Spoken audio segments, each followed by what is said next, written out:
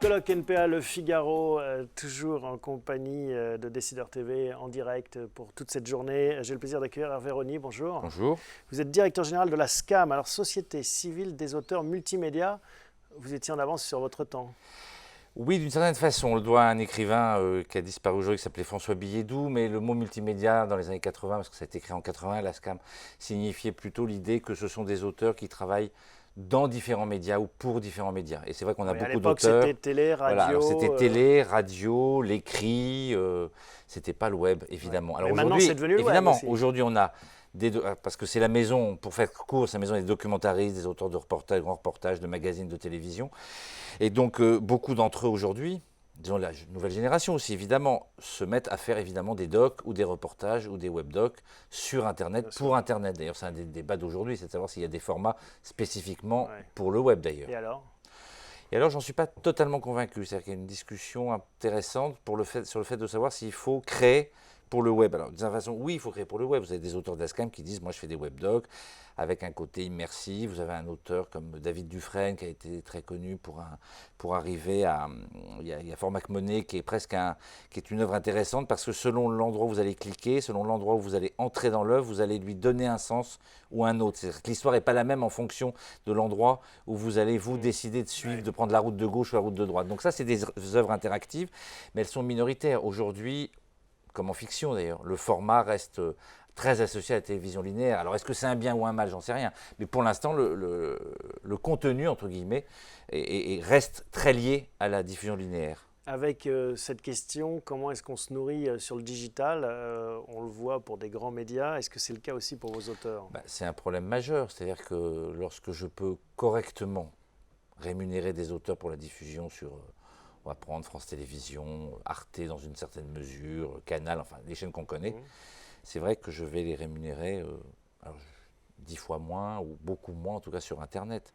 D'abord, on n'a pas de désaccord avec tout le monde et quand on en a, évidemment, un des problèmes majeurs, vous avez raison d'insister là-dessus, c'est que la profusion de la diffusion des œuvres, l'accès démultiplié aux œuvres ne garantit pas un meilleur revenu, d'une certaine façon d'ailleurs. C'est paradoxal d'ailleurs. Et oui, c'est paradoxal, mais c'est parce que c'est le partage de la valeur. Et c'est parce que je regardais encore avant d'arriver les chiffres du marché publicitaire. On est quand même en 2015, on va dire, pour faire court, ça fait 15 ans qu'Internet existe vraiment, à peu près, de façon sur le plan économique. Ouais. On va être gentil en disant 15 ans. Mais enfin bon, le marché de la télévision au premier semestre 2015 est encore supérieur au multimédia, au marché de l'Internet publicitaire. Donc on voit bien la lenteur avec laquelle progresse le chiffre d'affaires publicitaire. Pourquoi? Parce que je ne crois pas que je crois que l'œuvre et les contenus, qui n'est pas un joli mot, sont mieux valorisés lorsqu'ils sont rares. Un bien rare est mieux valorisé qu'un bien qui est fréquemment accessible. Hervé Rony, malgré tout, on ne va pas faire rentrer le génie dans la bouteille, on ne va pas revenir à un monde de rareté. Non, c'est pas tout ce que je dis. Oui, non mais j'entends. Vous avez raison. Comment est-ce que vous allez faire? Non mais vous avez raison, parce qu'une des difficultés des professions que je représente, ça peut être vrai aussi des producteurs, on nous dit beaucoup, vous êtes un peu archaïque, vous êtes assis sur un système obsolète. Je réponds oui et non, parce que le système de droit d'auteur, le système de la rémunération des auteurs, le système de financement n'est pas obsolète. Simplement, il doit s'adapter, je suis d'accord avec vous. En même temps, on ne va pas faire rentrer le génie dans la bouteille, mais on ne peut pas non plus avoir une approche purement technologique de l'évolution des médias et des contenus culturels. C'est-à-dire que le tout technologique, une espèce d'alpha, oméga de toute la réflexion, ne suffit pas. C'est-à-dire qu'il faut entendre ceux qui produisent, ceux qui fabriquent, ceux qui créent. Alors, j'entendais ce matin qu'il y avait un intervenant qui disait on va adapter les formats aux technologies numériques.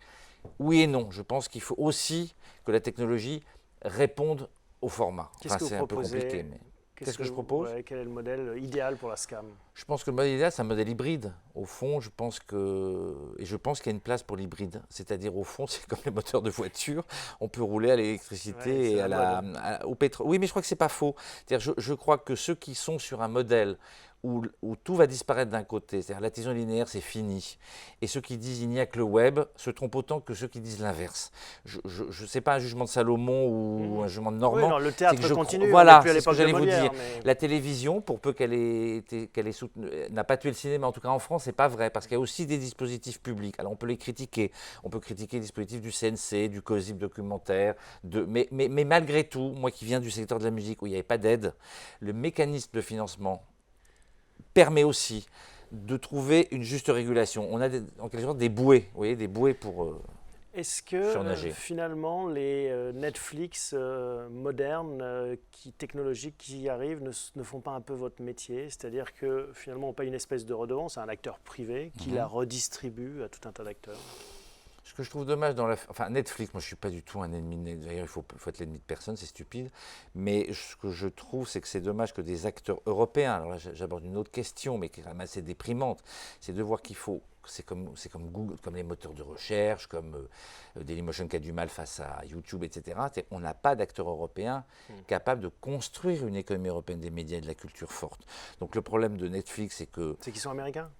Oui, mais oui, c'est pas qu'ils sont, c'est pas une tare d'être américain, c'est que c'est quand même extrêmement frustrant aujourd'hui en Europe d'entendre, notamment la Commission européenne, dire que le problème numéro un, il l'a dit quand même en arrivant, Juncker, c'était le droit d'auteur, ce qui est quand même honnêtement une sornette pour dire poliment, et que le problème numéro un, c'est d'avoir des acteurs puissants. Et alors c'est assez compliqué, c'est pour ça qu'il faut avoir des acteurs puissants européens capables de rivaliser avec Netflix. Aujourd'hui, l'offre VOD, SVOD en France, elle est faible. L'offre purement européenne ou française, elle est faible. Mettons de côté cette question et cet enjeu de nationalité, même s'ils peuvent être importants. Mais le modèle, finalement, c'est un petit peu celui-ci. On verse un écho à quelqu'un qui va le redistribuer au milieu de tous les ayants droit. Il le redistribue aux ayants droit. Moi, j'ai un accord avec Netflix. Donc oui, effectivement, non, mais on peut négocier avec Netflix tous les accords qu'on veut. Netflix peut faire de la production, de la coproduction. La question en plus, en fait, la vraie question, c'est de savoir si on maintient vis-à-vis des nouveaux acteurs, l'écosystème de la culture, pour faire court, qui consiste à ce que ça s'est produit avec les opérateurs ADSL. Je pense que Louette le dira tout à l'heure, ou en tout cas il en est l'expression. C'est-à-dire qu'à un moment donné, si vous exploitez des œuvres, vous rentrez dans un système qui permet aussi de contribuer au financement de ces œuvres. Si demain Netflix contribue au financement des œuvres, verse des sous... c'est ce qu'ils font avec les séries qu'ils produisent. Oui, mais ils peuvent aussi contribuer au CNC demain matin, etc. Moi, il n'y a pas de problème. Vous avez raison, à ce moment-là, c'est pas un problème de nationalité. Ça nous irait. Oui, j'aimerais bien aussi que Canal, par exemple, diffuse plus de documentaires. Il y a une offre documentaire qui est faible en France. Netflix dit le premier que l'offre n'est pas très forte, mais que le documentaire est un produit d'appel important. Oui, la nationalité ne suffit pas à dire c'est pas bien parce qu'il est américain, évidemment. Est-ce que la SCAM a réfléchi justement à proposer son offre, finalement, unir tous ces talents, tous ces auteurs, et de se dire, nous, on va faire quelque chose? D'une certaine façon, ce n'est pas exactement ce qu'on fait, mais on a notre ancienne présidente, Julie Bertuccelli, a décidé de réunir tous les partenaires qui ont un mot à dire sur l'exploitation en VOD ou en SVOD. Alors c'est vrai qu'il n'y avait pas Netflix, mais il y avait des opérateurs de Canal Play jusqu'à l'INA, en passant par des opérateurs Vodéo, etc. De réunir tout le monde autour de l'idée qu'il faut d'abord un lieu de diffusion, mais ça, c'est pas la réponse à la question que vous me posez, mais un lieu de diffusion physique à Paris pour en faire une maison du documentaire, mais qu'il faut mettre en réseau les différentes plateformes documentaires existantes pour qu'effectivement, on puisse avoir sinon un opérateur unique, je ne crois pas à l'opérateur unique public, la plateforme VOD, vous savez, c'est un peu le rêve de tout le monde, mais qu'au moins, il y ait un développement de l'exploitation en ligne des documentaires. Et on en est où ?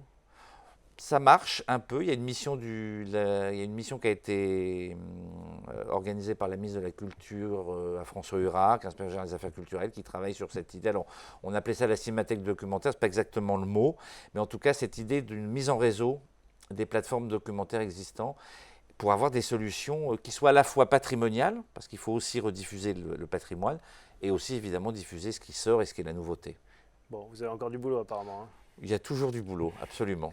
Merci à Véronique. Je vous en prie. À bientôt. Merci.